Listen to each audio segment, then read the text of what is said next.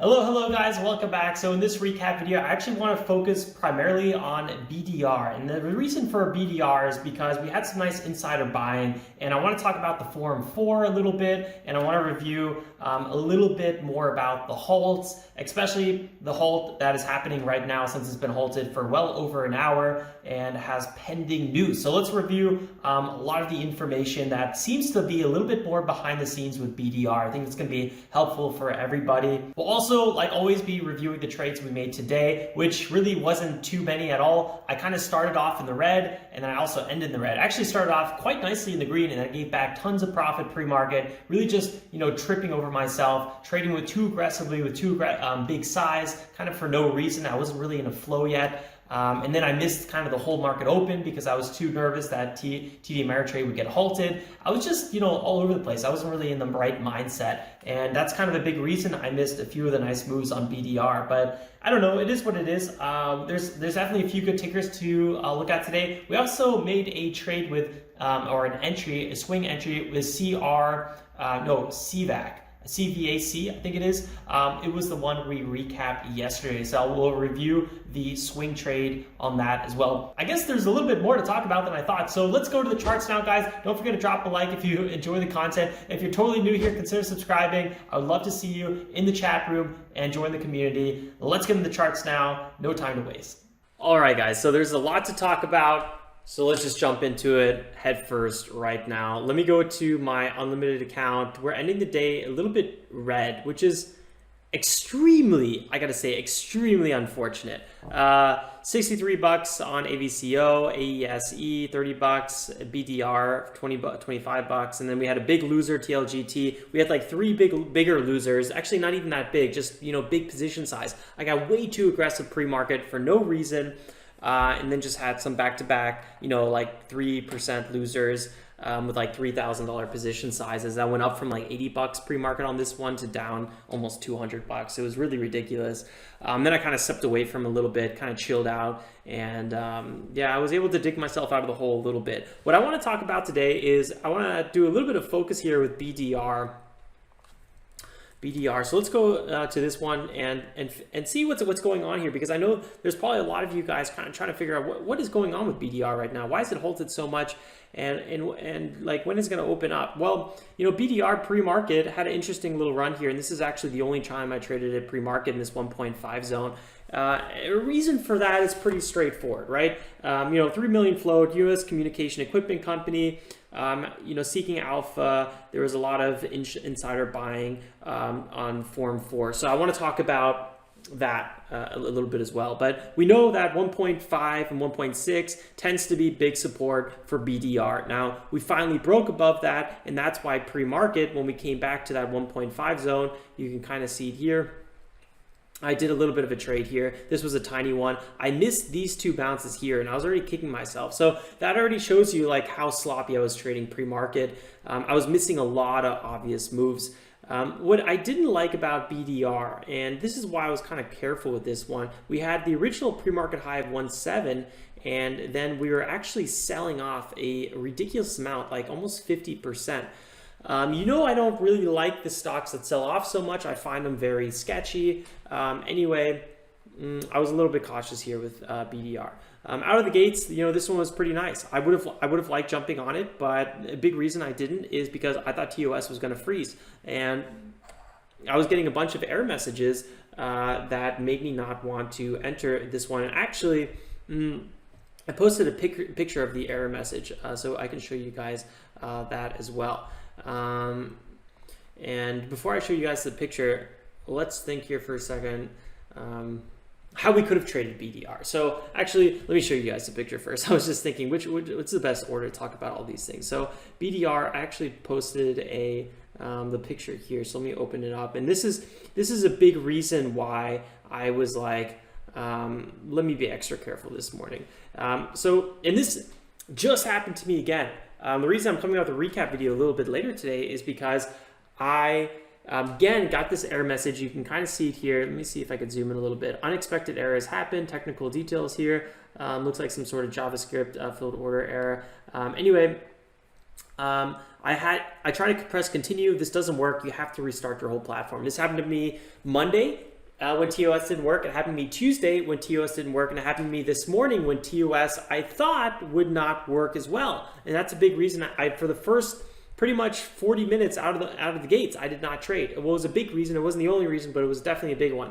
And it just happened to me right after the stream when I entered a swing trade position. I had to restart TOS again. So it's just like these little things that made me really, really sketchy today, or sketched out today. And that's a big reason why I didn't trade this open. We had a beautiful pullback here as we started breaking higher. It sucks that I didn't buy this pullback here. We pop up again, 20% move. Had a quick pullback here, pop up again. Then we get halted here in this area, have a quick pullback, and then we run up here 40%. I mean, this is a really, really nice rally we had. And BDR, it's up 340% now. Before that pullback that we had. So let's quickly go here to the trading halts, and the trading halts here. So BDR had that first halt here, and this is stands for a circuit breaker halt. So this was the first halt. Basically, if it moves over 10% in a 5-minute span. Now the second one, the TI, if you go here to code reasons,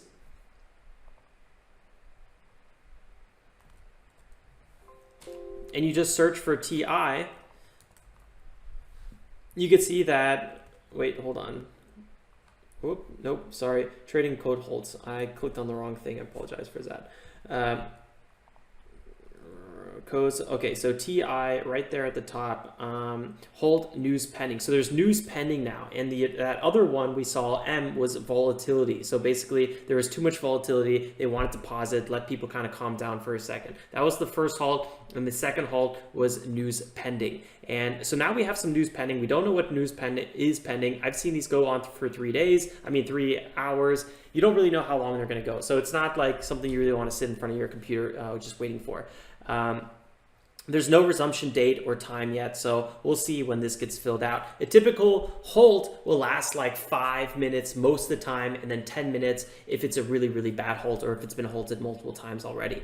But the news halts are much, much longer. So we'll see how this plays out. And BDR, I'd be a little bit nervous holding this one, but the catalyst is actually kind of debatable strong. So at first I couldn't figure out why BDR was up. And then I realized, oh, okay, well, there's actually a bunch of filings on this one. So if you go, what I like to do is go to OTC markets, and then I click on, disclosure right here. And then you can see all the filings here, boom, boom, boom, form 4. And basically what a form 4 is relates to insider trading. So if you own 5% or more of the company, or if you are a director or on the board or yada, yada, you have to file a form 4 if you are doing insider trading. So buying or selling or exercising options, yada, yada. And if you actually, I opened one of these forms so we could take a look at it a little bit. I know that it's going to be really small here to see, but basically title security. So it looks like there was an exercise of probably an option or maybe a warrant here, and actually down here as well. So and the transaction code is A, and I always forget what the transaction codes are, but easy one to remember is S is for sell, and that's just of common stocks. What was the, I think A is buy. I opened that here as well. Let's quickly check this on. So yeah, quick rule of thumb here, a good starting point to understand the transactions is remember P is purchase. Okay, I thought it was A is like acquire or something. P for purchase and an S for sell. That's like the easy one. But if you get some weird code like A, which is right here, this is typically what I would like to refer to as, exercising of something, either warrant, option, I guess a grant here. So correct me if I'm wrong. I think that's what it is, but exercise, conversion of security, derivative, expiration, conversion of a derivative security. Yeah, what I do know is, well, what we do know here is that 20% of all transactions are actually A. So it's nothing too out of the ordinary there. So I guess that is kind of good to know. Again, guys, I would probably check into it a little bit more. I'm not totally sure what happened here, but it would be good diving into this one. So we know that the insiders now are buying, right? And based on this form, they were able to buy around here at 77 cents. So clearly there's acquiring going on here. And so let's see what this big news is. That's going to be actually really interesting to see. Right now, that's just the big question mark. Something that I also like to do is go to Finviz, and if you scroll down here, you can typically see sales of transactions by board members. So on the SEC Form 4, you can see here. So I don't know if this just hasn't been updated, or if maybe the transaction, since it's not a sale or a buy, doesn't populate here. I feel like it does populate there. I can't remember right now, but anyway, a little bit weird that, I mean, Finviz takes sometimes a little bit longer to populate, so it is what it is. Anyway, always want to check the SEC filings directly. I like to use OTC markets. I find that they update very, very quickly. I think they just scan directly from the SEC, but you can also check the SEC. They have pretty clean forms as well. But yeah, so that's the overall situation. So I wasn't really totally on board with BDR because of that big pullback. I like the 3 million float, has that spikeability, and then that the insiders are buying is also kind of a good sign. My problem with this one is I felt like I didn't know the bigger picture with this one, and TOS was had the big chance of freezing today, so I was not trading any of this. And typically I want to get aggressive the first 15 minutes. That's when I'm the most aggressive. That's when I do almost all of my trades. And then you guys know by 10 o'clock I'm kind of done with trading, and then by 10:30 I'm like typically always throwing in the towel. And then like rarely we trade after that. Very, very rarely. Today I could have actually probably gotten out of the red with which one was it? AESE. This one was just an absolute kind of a nice little, and it's still kind of moving here. So we traded AESE several times, and actually only once now I think, or no, I feel like it was twice. I don't even really remember. Anyway, we ended the stream around 11:20 or so. We did a little bit of a trade here. Then it started pulling higher. I could have been trading this one, but again, I was pretty much done with trading. This one's moving so clean. It's kind of painful to look at this. So, breaks out higher, has these nice pullbacks. Oh man, just thinking about this, we could easily be out of the green probably today. But I typically wrap up trading for a reason after 11. Today probably would have been the day to kind of put the pedal to the metal a little bit more, but you just really never know. You tend to be kind of running into floats, news or lighter volume, or just a bunch of stuff you don't want to deal with after 10:30. So that's usually why I wrap up by then. But today, would have been good to keep trading. But I don't know. I don't want to beat myself around too much because every day is different, and most of the time it's usually good to wrap up. Plus, you want to do other things with your life. You can't be staring at the screen all day. So yeah, it is what it is. So yeah, AESE, a little bit of profit there. BDR, a little bit of profit pre-market. Let's talk about AVCO, and then let's talk about BDR, what it might do later in the day. AVCO, this was actually one of my bigger winners on the day, which is kind of a weird thought. I honestly, just looking at everything today just like upsets me a little bit. I'm a little frustrated.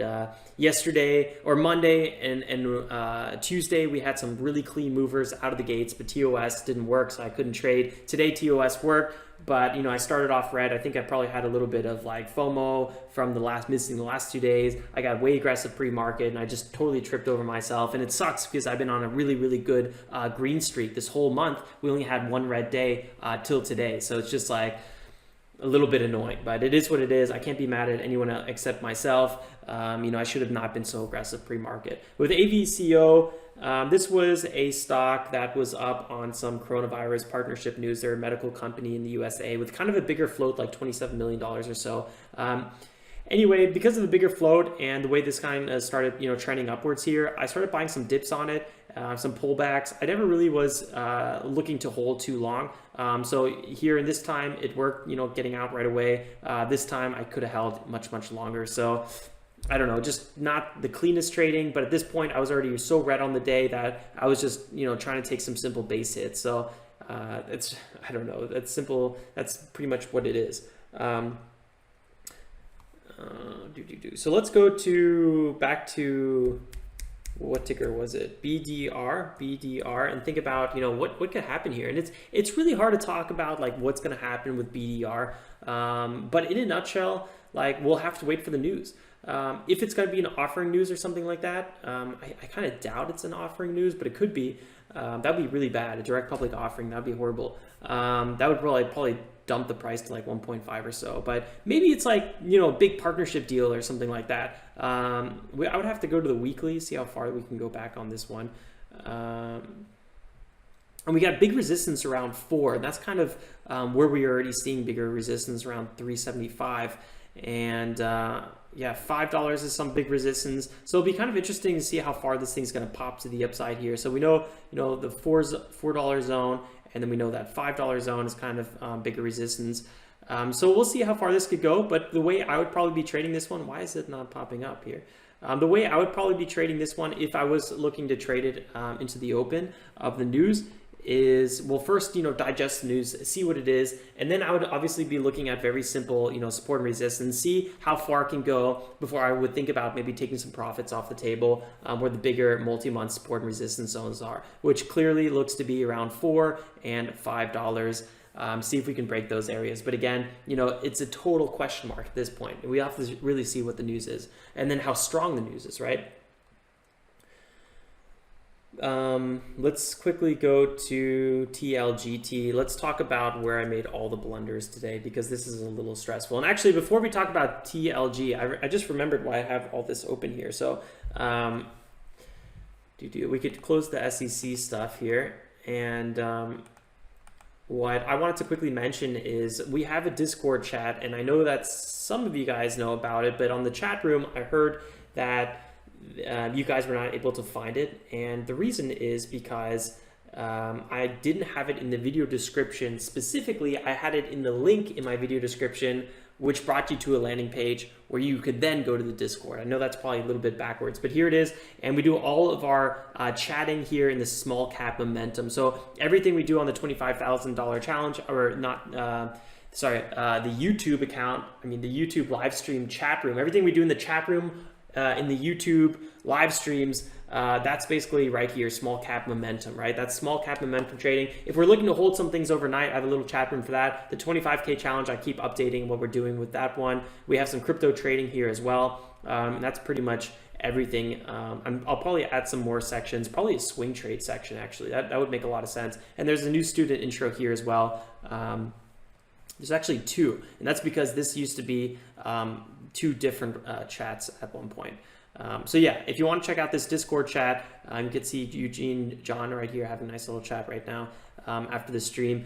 Definitely check it out. So all you have to do is come down here under tradejournal.co/connect. I just updated the description a little bit so you can see it. So this Discord chat is in there, the foundation video series is in there, some merch, 2 free stocks, and a bunch of other links. So /connect, you can find all this stuff here, and then community and more, and then you go to the Discord group. I know that was probably a little bit more confusing, but yeah, basically the first link in the video description below, that's where I have all the links to everything, just to kind of make it a little bit more easy. And that way I only have to update 1 page instead of like hundreds of videos in case a link ever changes. So yeah, that's why.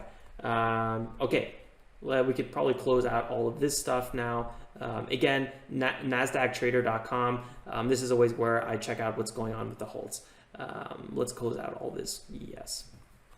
So TLGT, this is where I did the absolute disaster everything. This was pretty unfortunate, I gotta say. And you can see this is where I probably started getting really sloppy, although some of these really worked out nicely. But then some of them, pulled back, and I ended up selling at the lows. And since I was using bigger position size, it was kind of punishing. TLGT, up on quarterly earnings, 5 million float, U.S. drug manufacturer company, all kind of okay stuff. A bit of a red flag that was trading so loosely here. But, then it runs up about 70%, pulls back, and again, right in this kind of 2.8 zone, I'm like, okay, there's some support here. Did my first little trade here. This was a nice little profit, backed a nice little gainer. Had a nice little gainer here, 285. I think this is where I had my first loss on this one, and I was like, ugh. And then this is where, and this loss was kind of unfortunate because, you know, it was like a 4% loss, but I went with pretty big size, and I was just a little bit not patient enough on this one, and I didn't close for a small profit at one point here. Like I said, pre-market is all about base hits, and that's really where I messed up. And then I did another trade here, which was a pretty good one, but again, I didn't close out for a small profit, which was kind of ridiculous. And then I close out here at like literally the worst time on a little bit of a dip here, and instead of, you know, buying on this dip, I sell on the dip, and then it's just like, you could just tell like I'm all over the place. This was just so sloppy on my end. I don't know. I don't even know what to say. It's just like, it was just one of those kind of sloppy sessions. None of these losses, because I always cut my losses really, really quickly, were that bad. So there's really nothing like devastating to review. There's nothing like major that I did wrong. I just used too big position size. I wasn't fully mentally there. I wasn't really feeling it. I wasn't getting a flow. So I just really tripped over myself. I guess what I did right was cut my losses. I didn't like hold it back and then all of a sudden be down like, I don't know, 20% or so. But yeah, just kind of unfortunate. You know, I think I was too eager to try to do pre-market trading because I was too scared that TOS was going to be closed. It's really annoying when you have all these other factors affecting your trading. It's not the place you want to be mentally or anything. It's just like, I don't know. I want to get back on my good flow. This month has been spectacular. So all I've been doing this month is really just being super calm. Being like, you know what, if I don't trade today, so be it. If I don't, you know, let me just take some base hits today. Like I never really FOMO'd around today, and that really, or this month, and that really allowed me to have so far one of my best months at this point in time. So we got to see how we're going to wrap up the month. I think I'm still like $1,000 behind from the month last month, but you know, there's a lot of potential. I just got to stay calm, stay collected, get aggressive when I see the right patterns, leave the rest and trade the best. And I think that's pretty much it. I mean, I know what's going on here. This isn't rocket science, and it's really just a big question. You know, can I stay calm and collected and do this? So CVAC is actually a swing trade. This is what closed out my whole entire TOS for the day. And I'll just talk about this one really quickly here. We actually had a video about it yesterday. So CVAC recently IPO'd. It's the coronavirus ticker. And again, definitely check out the video. So that's right now. Check out the video from yesterday. So right now it's about 21.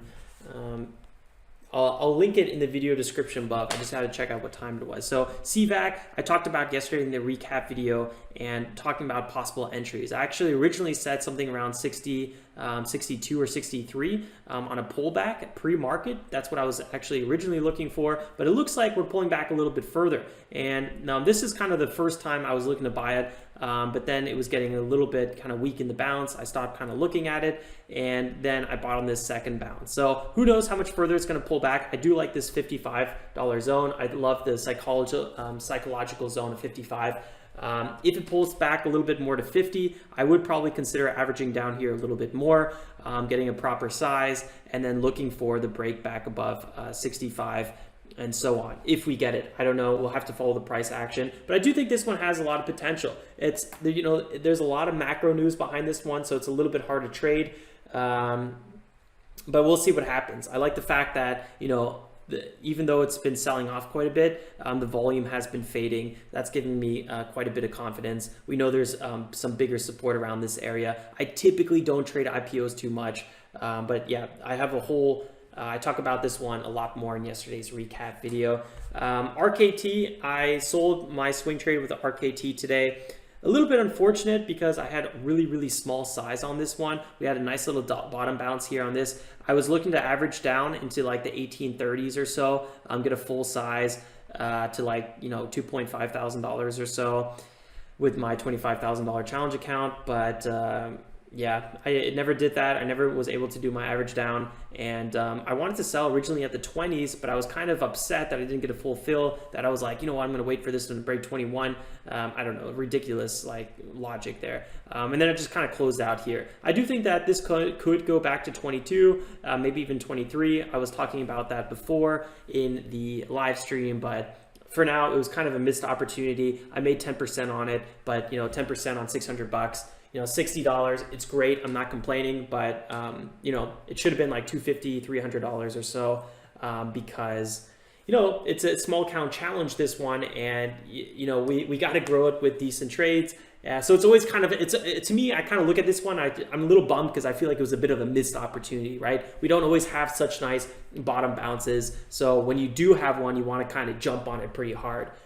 Yeah, I don't know. That's why I'm a little bit bummed out, but nothing really too much to complain about. So we'll see what happens. I think that's everything for this video, guys. Don't forget to drop a like if you enjoyed it. Join the Discord group, guys. Let's make it a little bit more active there. I think there's tons of good stuff to talk about before the live streams, after the live streams, and all that fun stuff on the weekends. And yeah, guys, I hope you enjoyed. Drop a like if you did, and subscribe if you're new. I'd love to see you again. Till next time, guys, stay safe and make some awesome trades. Ciao, ciao.